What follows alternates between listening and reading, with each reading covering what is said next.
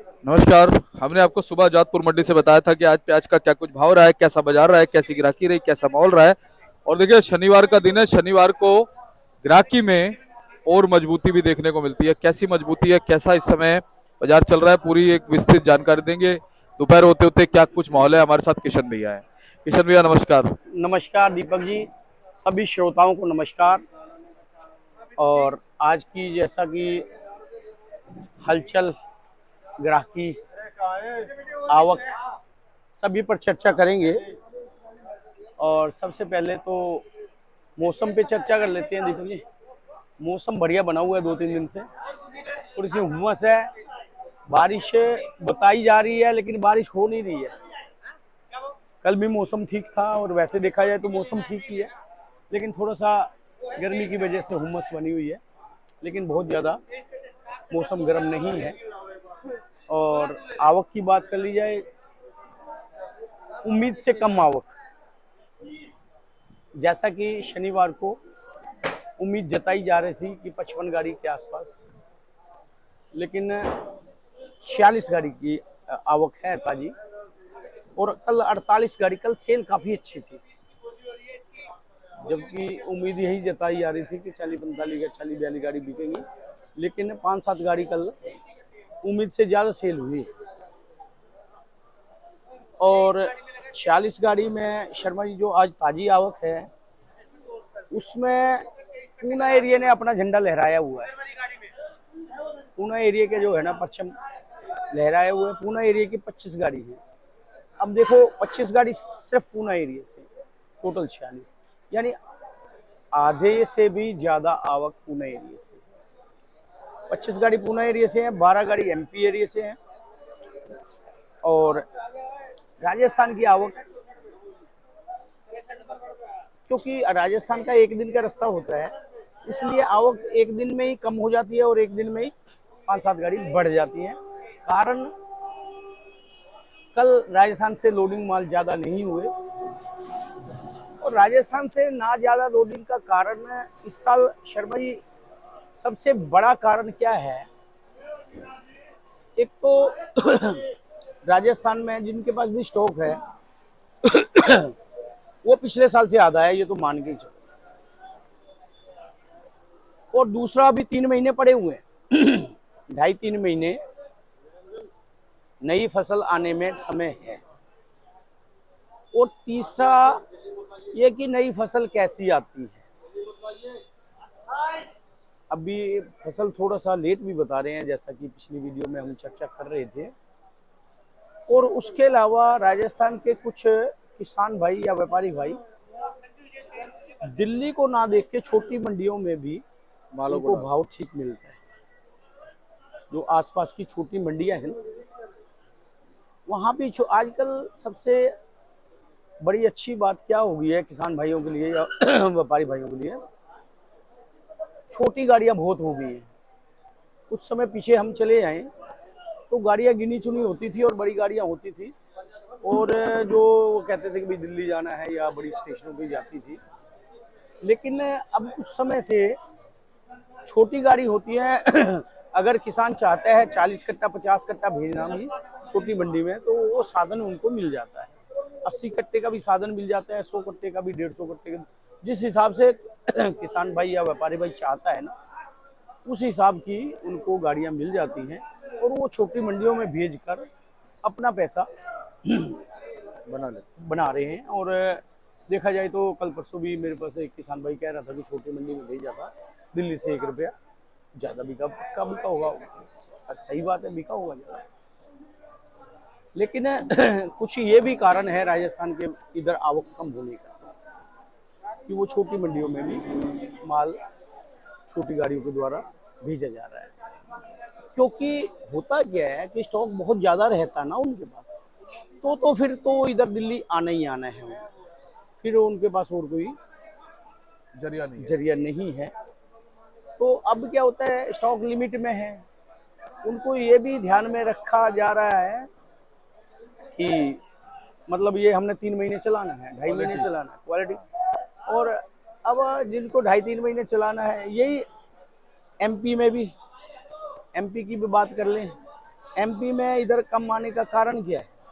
जी वो भी छोटी मंडियों में भी माल भेजा जा रहा है उनके द्वारा, और स्टॉक लिमिट में है, स्टॉक बहुत ज्यादा है नहीं,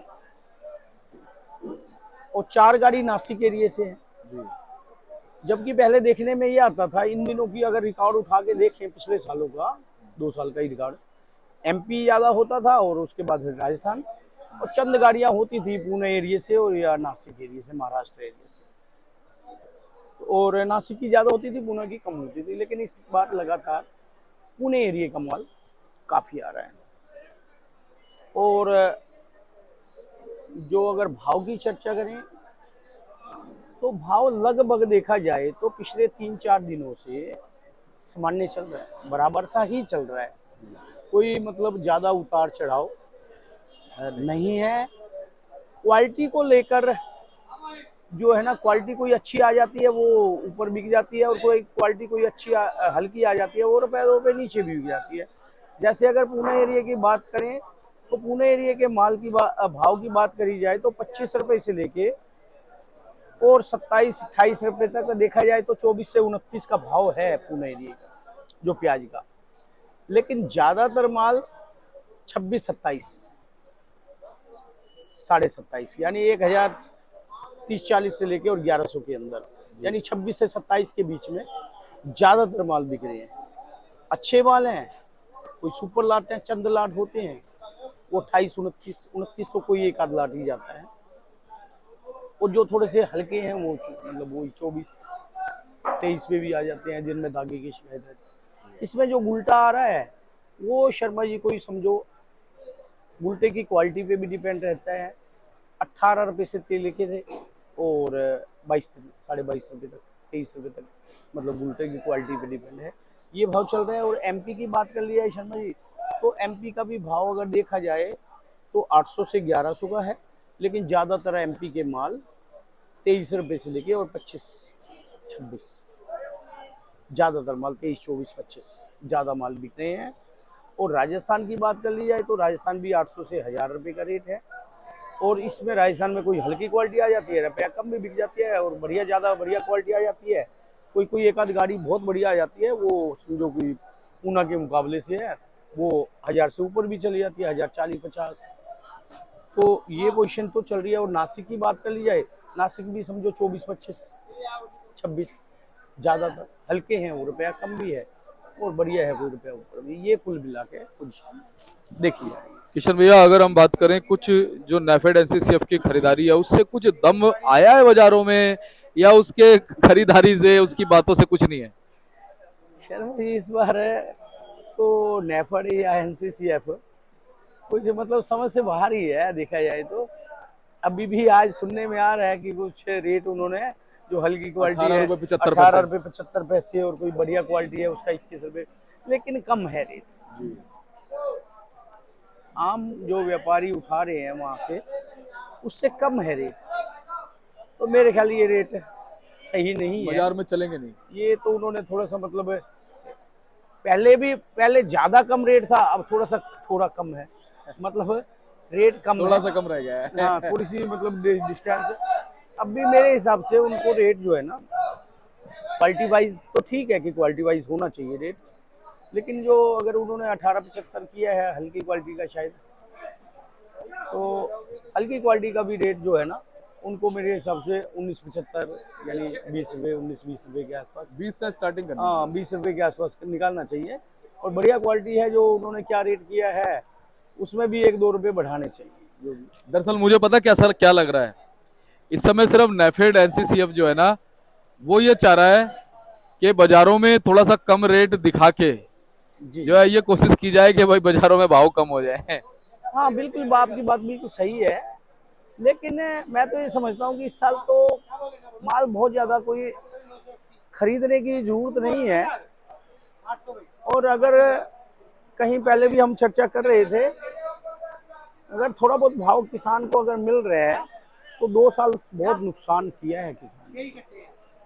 ठीक है, गवर्नमेंट का काम है कि पब्लिक को ज्यादा महंगा ना मिले, अच्छी बात है, लेकिन ज्यादा महंगा किस चीज को ज्यादा महंगा मानते हैं?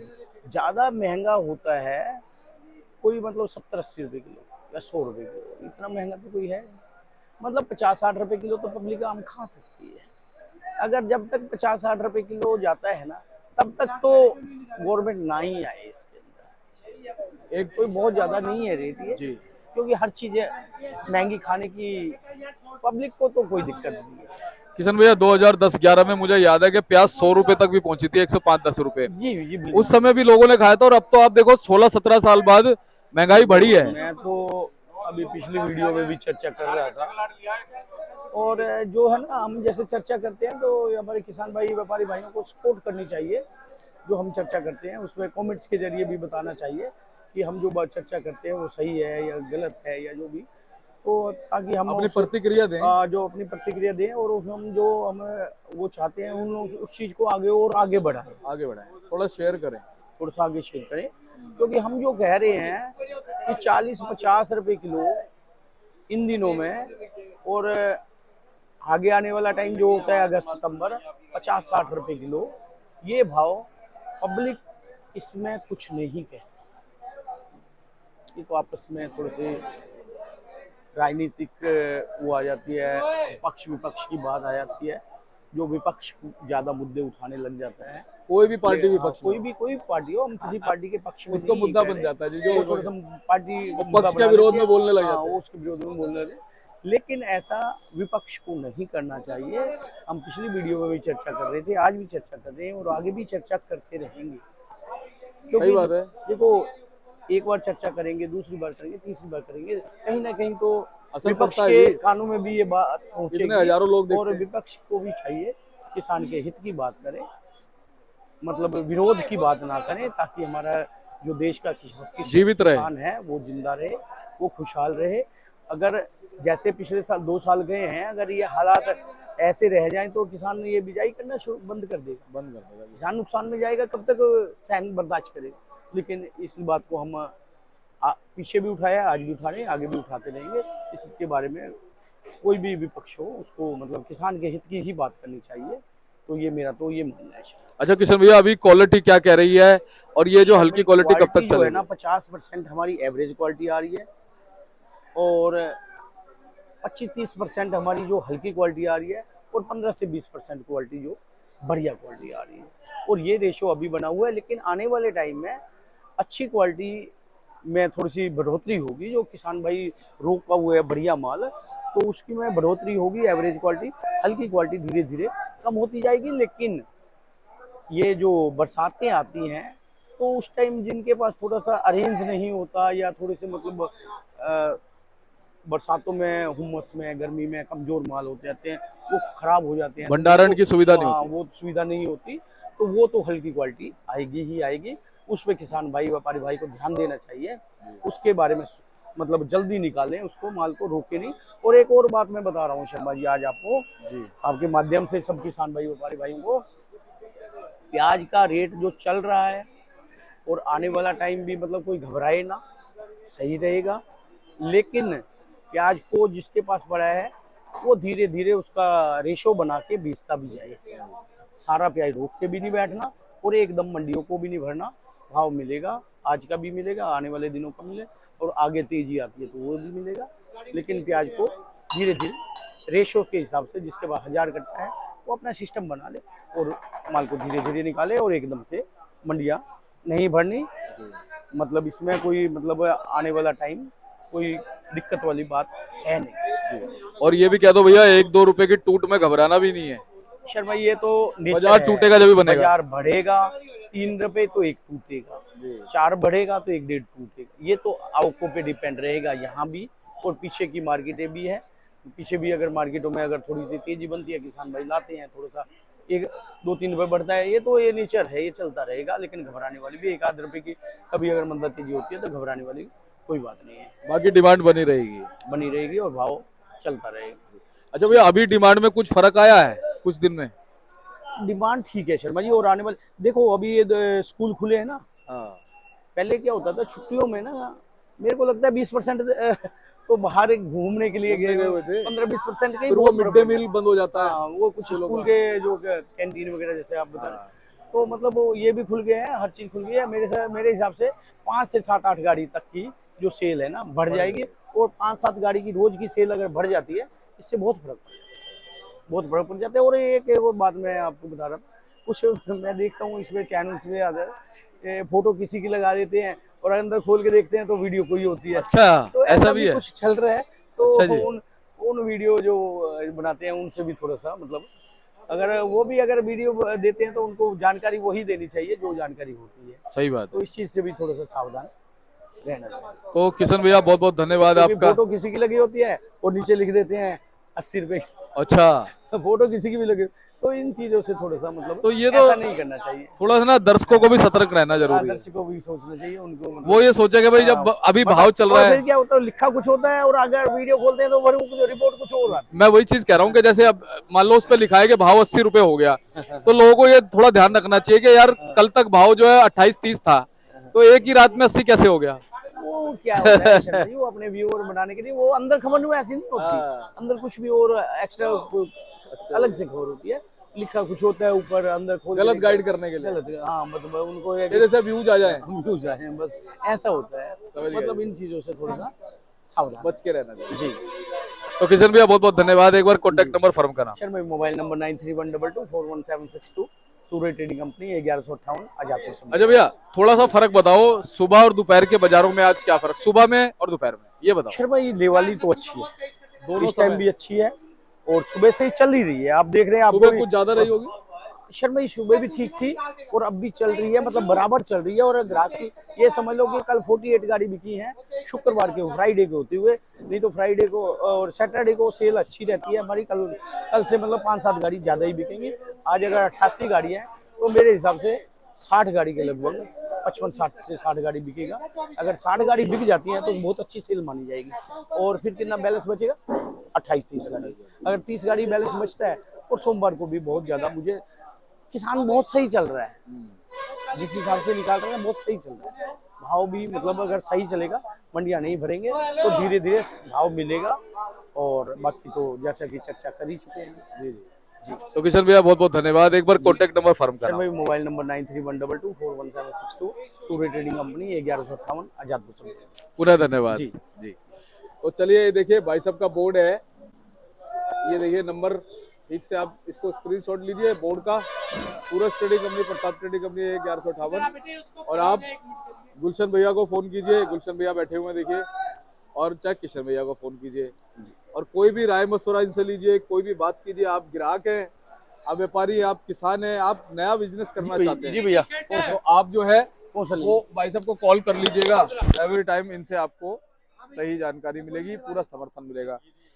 तो मिलते हैं अगले अपडेट के साथ, सोमवार को फिर मुलाकात होगी। तब तक के लिए जय हिंद, नमस्कार।